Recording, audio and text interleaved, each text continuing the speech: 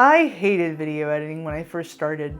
I didn't get it, didn't make sense to me. It was so hard. I would feel nauseated every time I sat down to video edit. At first, it was because of a knowledge gap. I don't know what I'm doing. I didn't have any of the skills coming in. But once I figured out how to do all the basic things, where to click, how to organize my files, how to use a timeline, jump cuts, A-roll, B-roll, color correction, audio sync, you name it, I ran into an even bigger challenge. And that is that video editing can not only be very time consuming, it can also be very draining and exhausting in a way that's hard for people to understand if they haven't actually done it, especially if you're a newcomer and you're learning on your own. Because I found that once I got competent at a lot of the basics, I was overwhelmed by the number of decisions I suddenly had to make. Once I knew how to do things, it's like, well, what do I do? What do I do here? What is the right thing to do? Just tell me what to do.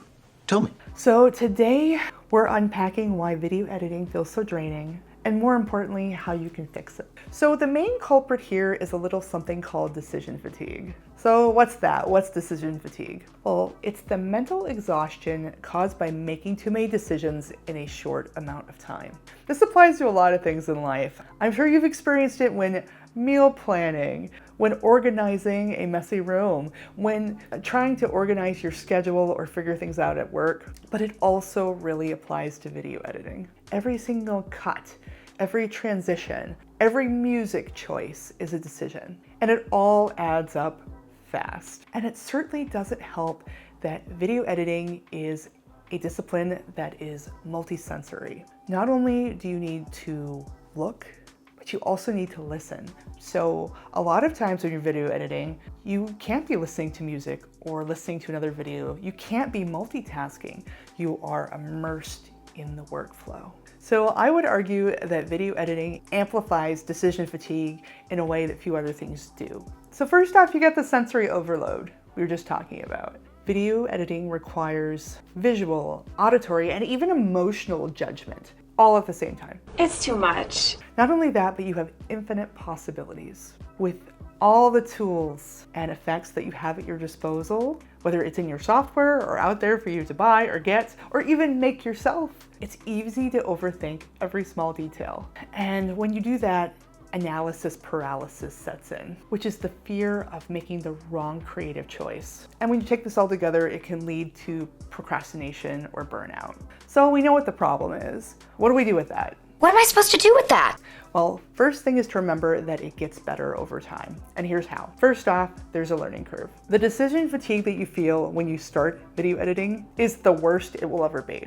And that's because you're still learning the tools and you're still refining your style. That was especially true for me. The first 6 months in particular were really, really rough. I basically had to figure out what I wanted to do. I had to try things, see how viewers reacted, either with comments or with my stats. I also would watch a lot of YouTube. I recommend this, by the way.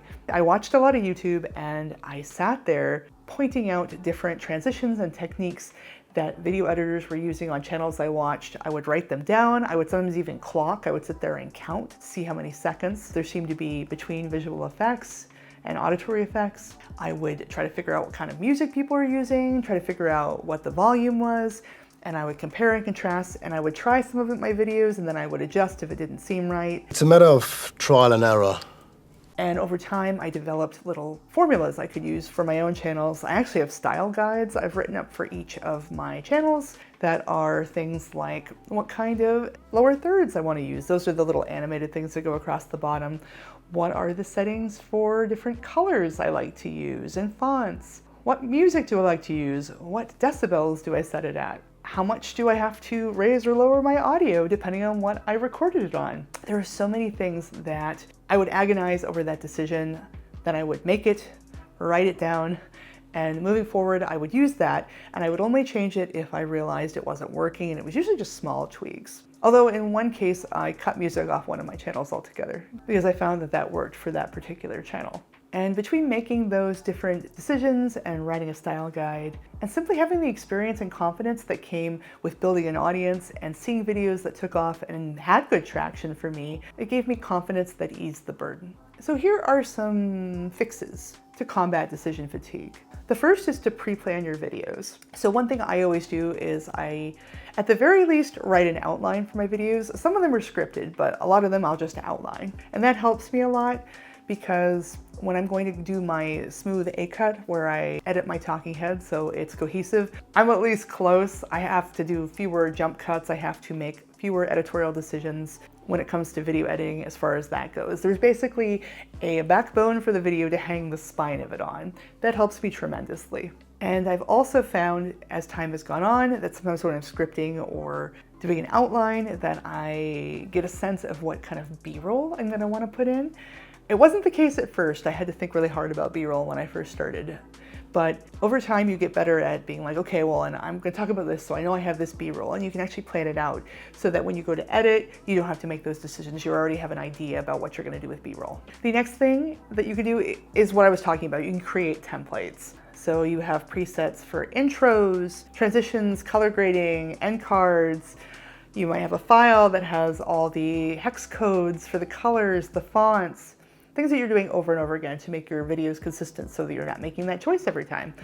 If it works, if viewers like an episode, I say have at it. You can tweak it if you're feeling feisty over time, but not having to is great, to not have to reinvent the wheel every video. Another thing is to batch your decision making. So this comes to how you sit down and how you do your editing workflow. Everybody has a different editing workflow that works for them, but what I do is I typically hit it in 2 passes. The first thing that I do is I cut out all the filler and I get my smooth edited A-cut. I do a pass over that. And then I will come back at that point and I will do my B-roll, my keyframing, my effects, anything I want to add in there. And I will do that on the second pass. And then once all of those things are done, then I will go and do the music and make sure the audio is completely balanced. And a lot of times I will work on multiple episodes in the same day. So I'll have a day where all I do is like rough cut out filler. And that's especially true now that I'm doing 3 channels. I have this channel, an RV travel channel I run with my husband, and a 3rd channel where I talk about money topics. I will sit down and I will do a bunch of rough cuts. Those are really time consuming and take a lot of attention because you can't multitask because you're watching and listening very carefully, but they're also very straightforward as far as decision making. It's about cohesiveness. It's about making your point and making the talking head good. It's a lot of little decisions, but they're more straightforward. So I'll do a bunch of those at once. And then I'll have other days where I'll final cut multiple videos where I'll put like all the effects and the flashy bits, because that's a different creative mindset. That takes less time, but in a lot of ways it takes a lot more creative juice, so to speak.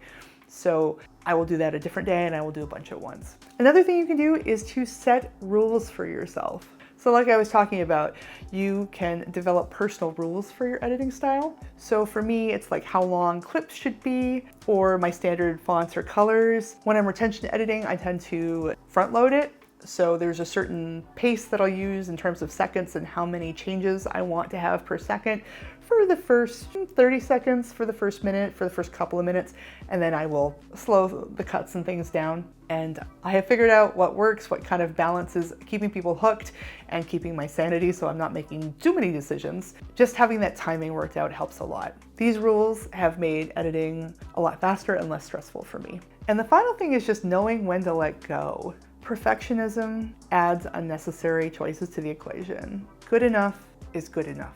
Seriously. Overthinking is deadly. Just don't do it. Just good enough, good enough. Try to improve every video, try to do your best effort, but don't try to make perfect videos. Actually, authenticity is likable, it's relatable. So the bottom line here is that decision fatigue is real, but it is manageable with planning, templates, and self-compassion. Anyway, it's been great talking to you as always. Thanks for watching, and I'll see you in the next video.